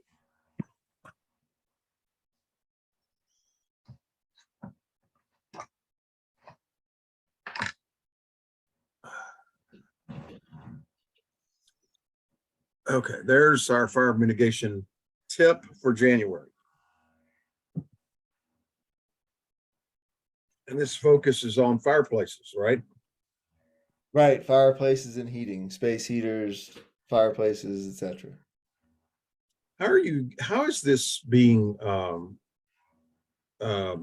distributed? So primarily through the town Facebook page, we've hung hard copies on the trailheads, but I think we missed December. So mostly social media with a little bit of hard copy. I think it also went up in Darlene put it up in Church of the Wildwood. There's one at the post office. So yeah, but again, we're not getting a lot of play. We're not getting a lot of people who are using the link or the QR code. I think Carolyn and one other person are the only people who've filled it out. So thank you, Carolyn. So yeah, right now, I would say that the distribution is not yet clicking. We're not reaching folks, or at least they're not doing anything about it. What I hope that the Christmas tree safety thing made it to the holiday craft market at Sally Bush. Oh, that's right. Yes, that went up there too. So There was a flurry of activity there. When you post them at the trailheads, are those laminated or or they just yes, posted? they're behind a document protector. So yeah, they're protected from the elements that way. And so when you do that like every month and you just replace them or you just Right. keep them? Right, replace one with the next. Yeah. Okay. I wonder how much would it cost to, because y'all have been talking about mailings and things like that. And I just wonder, what would it be? Would it cost you too prohibitive to send these out by mail to folks and under a bulk mail rate or something, or? Well, I don't think we have a mailing list. Oh. Does Well, Greenbox? right? We've got a post office, right? And every town resident has a post office box. So I don't know if Well, Wendy won't. I'm almost certain Wendy will not let you. yeah. She will not let you, yeah. Right, right. Unless you pay the postage, and we did not get any budget money available to us for education in the budget. Right. Right. So when you say they're at the post office, Paul, are you saying that there's just one sheet on that bulletin board out in front? Is that The outside, yes, the outside bulletin board. Okay, so, and there's probably no way, or it wouldn't be advisable to have like a stack of sheets that people could pick up when they come in. Oh, we could probably do that, right? If it was just on the little table there. Yeah, I don't know if that would be just a waste of paper or what. I'm just throwing that out. Well, again, we could Mhm. experiment. We could do it for a month and see if, well, because it's a pretty easy metric. If people scan the QR code or paste the link and register, we know that it's reaching folks. Yeah, and so Or if Darlene had them at the church for people to pick up, or at the food bank or something. I right, hate to put out paper. I hate to put out paper. I really do, but. yeah, no, it's we could run a couple experiments. Just have a little stack of 20 or so pages at the post office and see what the result is, and just keep trying to reach folks in different ways to see if they're inclined. I do have but when we finish this meeting, I'm going to send out a corrected version because I'd like to get this QR code right justified so that it's not kind of disrupting the bottom paragraph. I've already got it fixed. I didn't notice that when I saved it from Word to PDF that it messed things up there. Sorry about my dogs, by the way. There's a deer outside and they can't live with that. So Is this something that the mayor, when he sends out his whatever his monthly communication, that he could attach this to his Yeah, he has an email, you know, he sends an email out to Right. people who have requested to be on his list. Yep. yeah. Wonder how many people are on his list. I didn't even know the mayor had a list. I've lived here 6 years, but I didn't know Wonder, that. So- wonder if Well, the this mayor is- would share his list with us. This is something that he started just a few months ago, and I don't know, I forget how he asked, but he said, if you want to be on my list to get, I think it's the newsletter that he puts on Facebook too, or wherever. Then you replied and said, yeah, I'd like to be on it. That's a good idea, though, to put that on Yeah. his I'll list. get one more thing. I wonder if this is a secure list. Doubt it. You guys may want to end up actually creating your own Facebook page. Certainly getting on with UPass Elementary. You have a lot of active parents. You know, that might be another pot of volunteers for you as well in the future. But you guys may want to create a Facebook page just for Green Mountain Falls Fire Mitigation. Might start a Actually, trend. Carolyn, I think had that idea a while back. Okay. Well, I haven't really done much because I've been overwhelmed, but with other stuff, but I do have that Living with Fire youth class that I hope to do more with in 2023. Okay. But like I said, you know, maybe something specific that literally says Green Mountain Falls Fire Mitigation, because when somebody puts in to the Facebook search Green Mountain Falls, that'll be one of the first 3 or several links that pop up there for people to join. And again, you know, with Ute Pass Elementary, they do have a Facebook page, and I'm sure the you know, Principal Powers would not have a problem with you know, approving your messages on that site as well. Well, And hasn't, there's I'm always sorry. like concerts and stuff, you know, so if you guys are in the loop with that, you know, maybe the school would give you like 5-10 minutes, you know, several minutes on the stage before kids start singing Kumbaya or something, you know. There's that too. Kelly's been in touch. Kelly, I think, has been in close touch with the principal there. Okay, great. Sorry, not to digress, just wanted to throw that out there. No, that's fine. Now to as many audiences as large of an audience as you can. I think David should go on TikTok. TikTok. Yeah. You do this to fire mitigation song.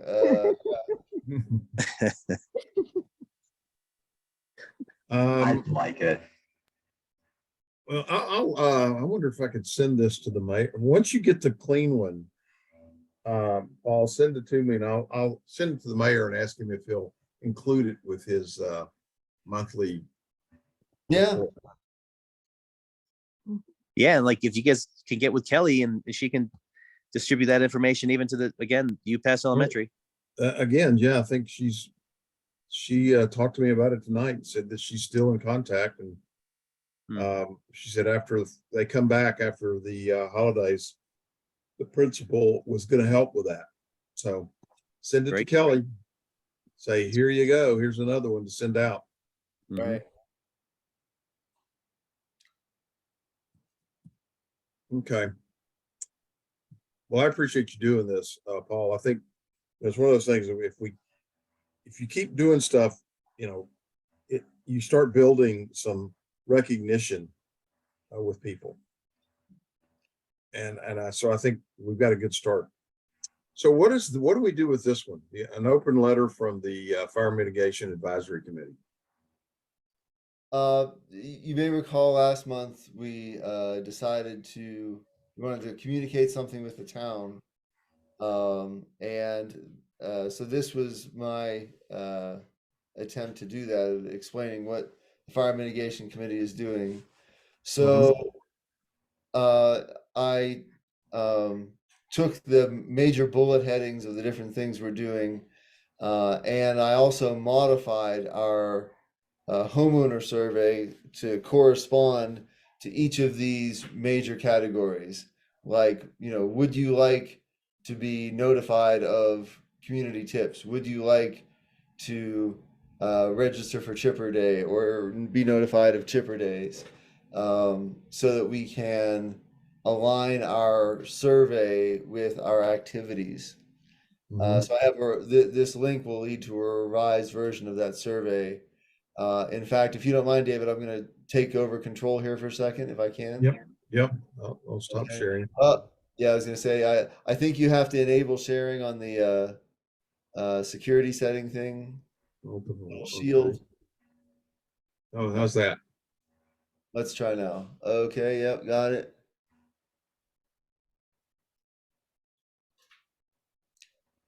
So you should be looking at a resident fire mitigation survey as opposed to a homeowner version, and much of it is the same. The header information, and this is a generic. I'd like to be notified of all programs. This is the assessment question, unchanged. This is a new question, receiving the tips by email. This is a new question, being notified of community events. This is an old question about being notified about Chipper Days.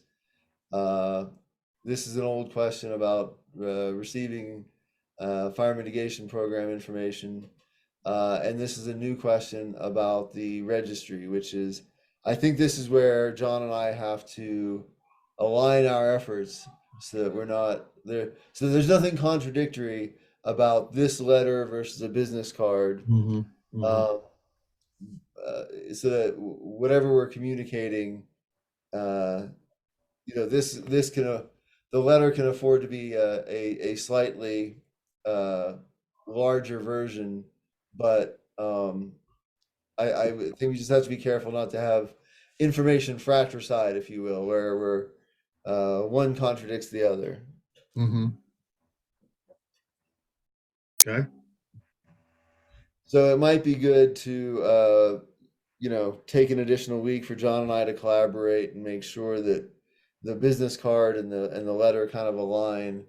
And then again, we do have the challenge of how to get this to folks.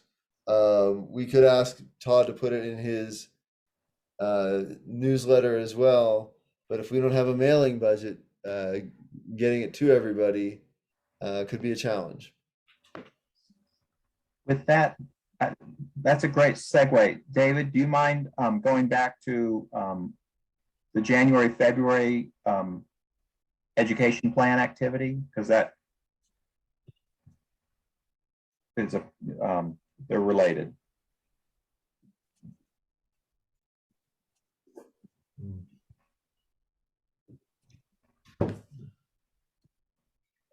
So with our goal of trying to create,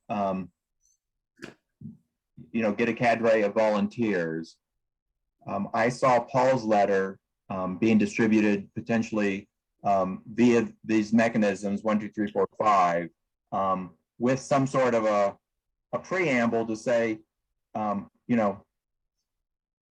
you like to, be a block captain, or maybe it becomes a question on Paul's questionnaire. But what I've listed is the mayor's newsletter.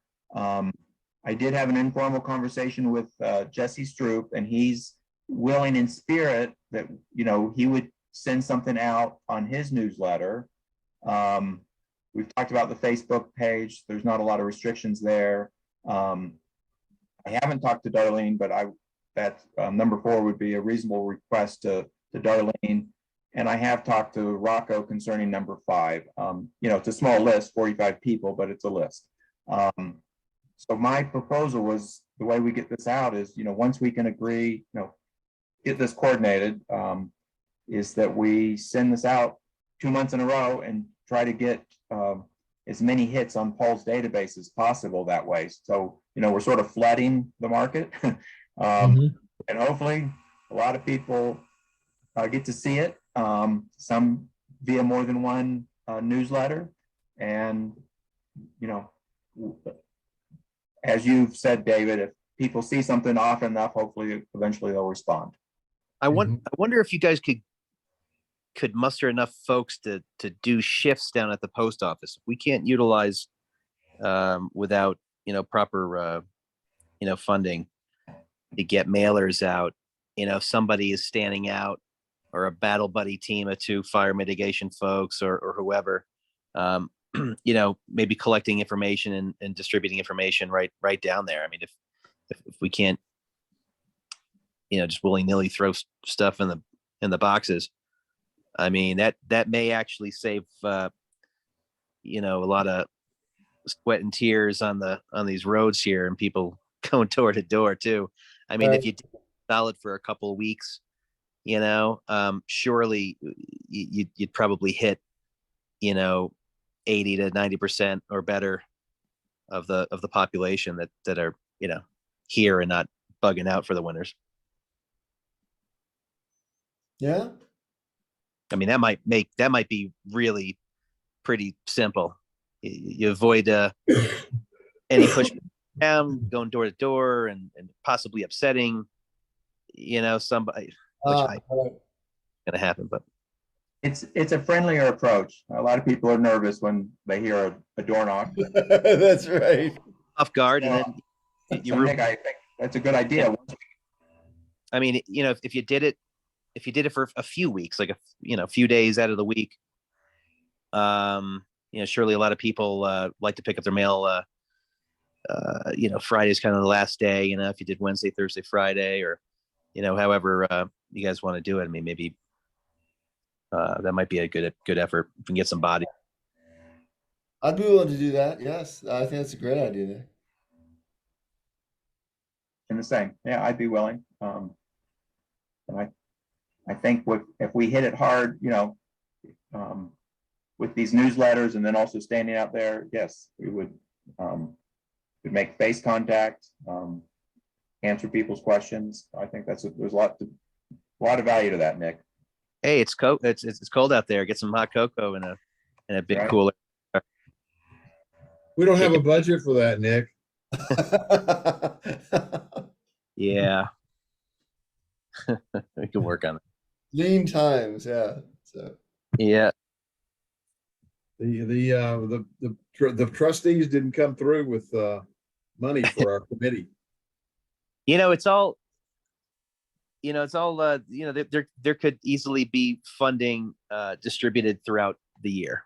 There certainly is a surplus as we stand right now that, upon request, I'll do everything I can to, with your assistance, obviously, to pitch it. You know what I mean? So Yeah. As the quarters progress, I mean, whatever you guys need, I mean, we can surely revisit this. We have a little chunk of change. Okay, well, good. All right. What is there anything that we need to do action wise with regard to the tip and to the open letter? So for the tip, if everybody's good with that, I will send out a slightly reformatted version that cleans up that little margin error. With the letter, I think John and I should work offline and see if we can make sure that we've got one. We line up the business card, the letter, and the survey, so we're making sure we're sending one coherent message. And John, I can get in touch with you maybe sometime this week or so. We can work through that. I think we got a couple good products. We just got to make sure they're aligned. Okay. I have a question. I think at the last meeting, didn't y'all vote to approve Paul's tip? I'd have to look at the minutes, but I think you voted last time to approve it. I mean, so you might want to do it this time. Yeah, I think we approved the one for December. Yeah, Wasn't clear if we were seeking approval on each month's tip, so we would just go month to month. right. So, okay. The other question I had is this one coherent message. When Nick was talking about, and you all seem to support it, the post office meeting at the doing shifts and stuff, what would be would that be like the same message that you would be putting in this letter, this open letter? Yeah, right. Yeah, yes, Okay. Carolyn, exactly. I think whether it's the newsletter, the business card, the survey, if our opening line is, hey, we're a volunteer committee of GMF residents here to help our neighbors stay safe from the effects of wildfire. Here are some of our programs, Okay. and that whether they find out about us through word of mouth or the business card or the newsletter or the survey, they're getting the same message in every Okay. Thank you. Yeah. Yeah, it's a good issue. Good point.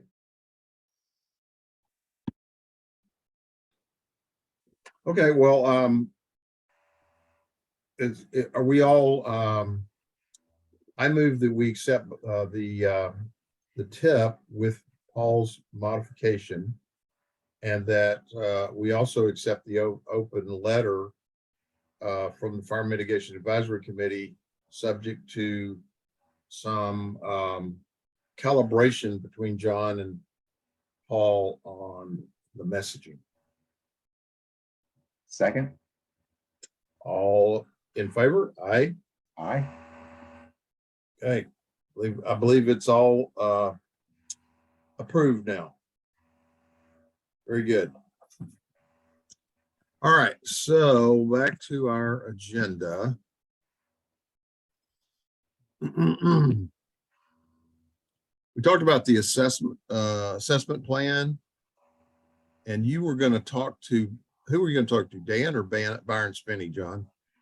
I was going to contact Dan just to see Okay. if that's a passion he wants to make, he wants to hold on to and continue to do assessments, or if we need someone else and who he would recommend. Okay. That would be good. I think we need to, I'd like to, maybe I'll call Byron Spinney up, see if I can find his contact information and see, if we can count on their organization to actually come and do assessments. That's the other thing we would want a block captain to do is to be a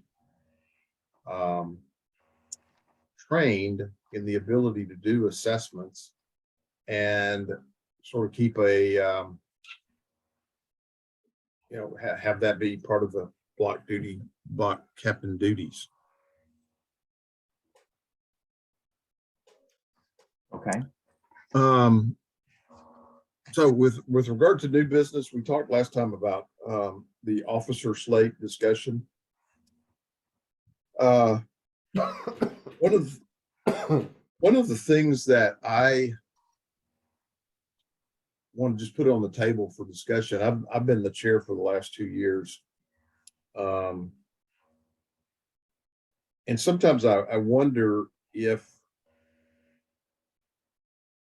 my not being a full-time resident of Green Mountain Falls is an impediment to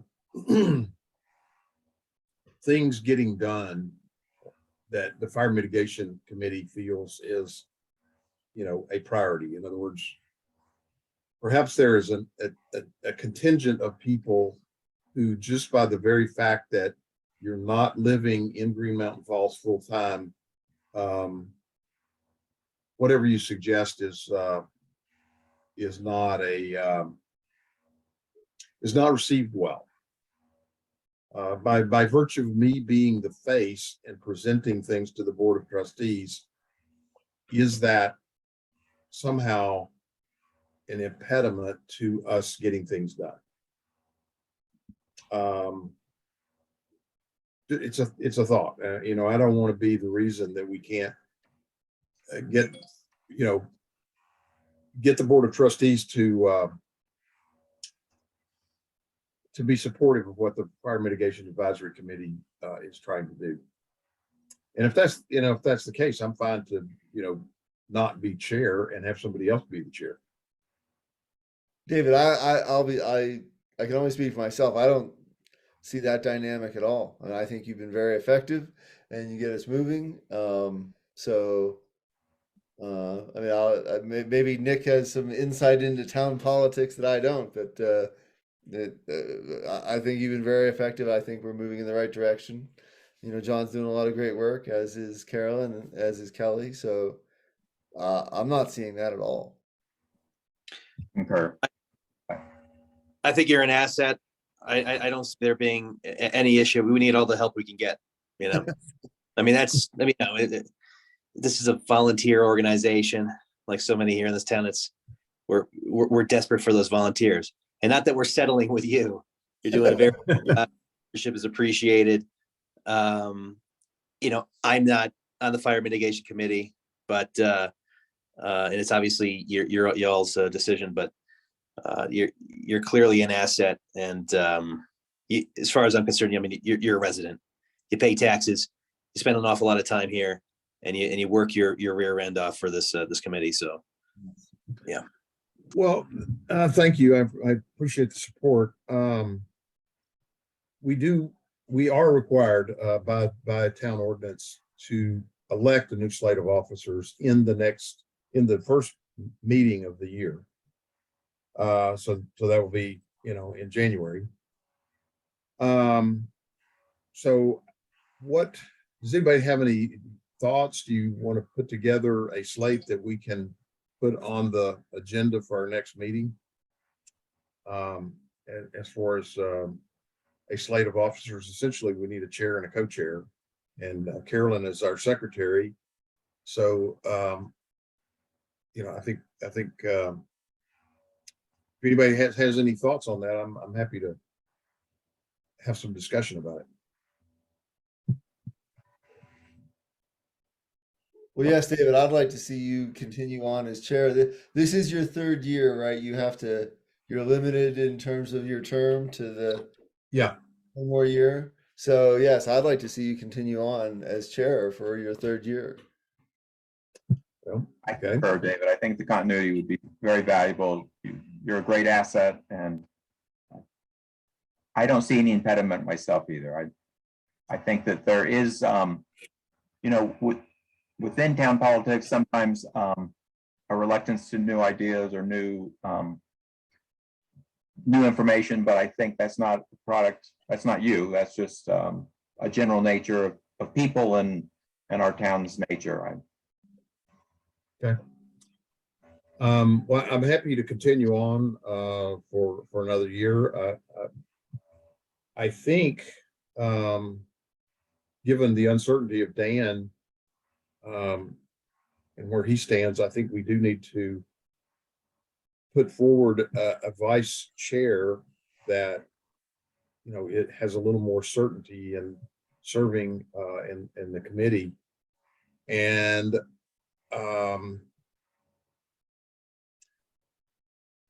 do we have any thoughts from you guys on vice chair? Could you guys have an acting vice chair if you guys aren't sure about? We don't. I mean, last meeting was the first meeting that we had where Right. we had to deal with the issue of Dan.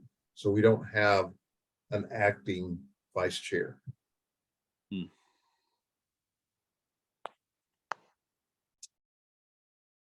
And Dan's also going into his third year, right? Yes, that's correct. So I think we need somebody that will provide continuity. So in other words, if you're vice chair in this year, then presumably you would take the step into being the chair in the next year. So that would almost be imperative that it has to be somebody who's, got another couple of years on the committee. So,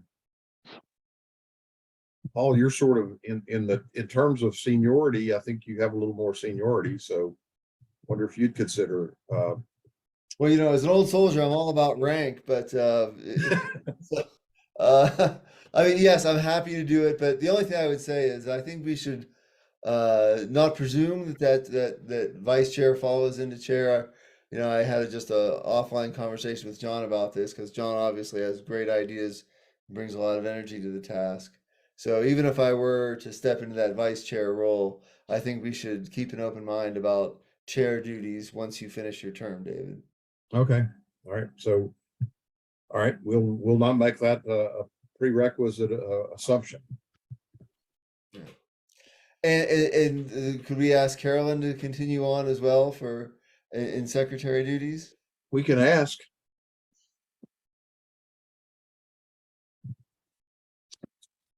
Carolyn? Oh, you need an answer tonight? I mean, Uh, yeah, yeah, the Well, answer. I want to have the slate ready to go, but yeah, I guess we Oh, we do. I mean, yeah, I'm happy to do it. Okay. Do you think the minutes are too long? No, I think you're doing a great job. Oh, okay. Fantastic. Thank you. Absolutely, yes. All right, so then we'll present the slate at the next meeting in January, which will be David Douglas chair, Paul Yingling is vice chair, and Carolyn Bowers as our secretary. Okay. Let's see, finally, just one if FYI, I found out, I guess a week or so ago, that the GOCO grant, which we'd made application for a few months ago, I say we, the town, we apparently are successful in getting that grant. And as I recall, it's about $82,000. The use of those funds has not yet been fully determined. Nate said to me in an email in the last few days that they wanted to get together after the first year and talk about the uses of the funds. So I just wanted y'all to be aware that we were successful in getting the GOCO grant, and so. Pardon me, was that the one where Nate was talking about using some of that money to clean up slash and stuff left over from Mile High? Yes, that's the Okay. one. That's the one. And frankly, I'm not sure that you can use grant money to do work that should have been covered under another grant. I'm not clear on that, but I guess if they can do that, that'd be great.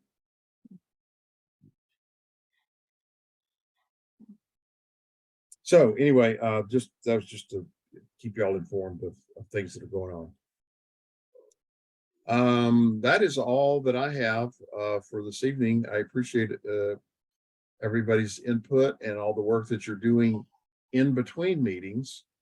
And I think we all have several tasks to accomplish within the next week to have a sort of interim meeting, sometime next week. So thank you all for the work you do. I appreciate it. Happy New Year. Yeah. All right. All right. Adios. Thank you, David. John, I'll be in touch. Absolutely. Thank you. All right, thank David, you. I'll call you in a couple minutes. Okay. Good night. Bye, Bye, guys. Good Bye. night.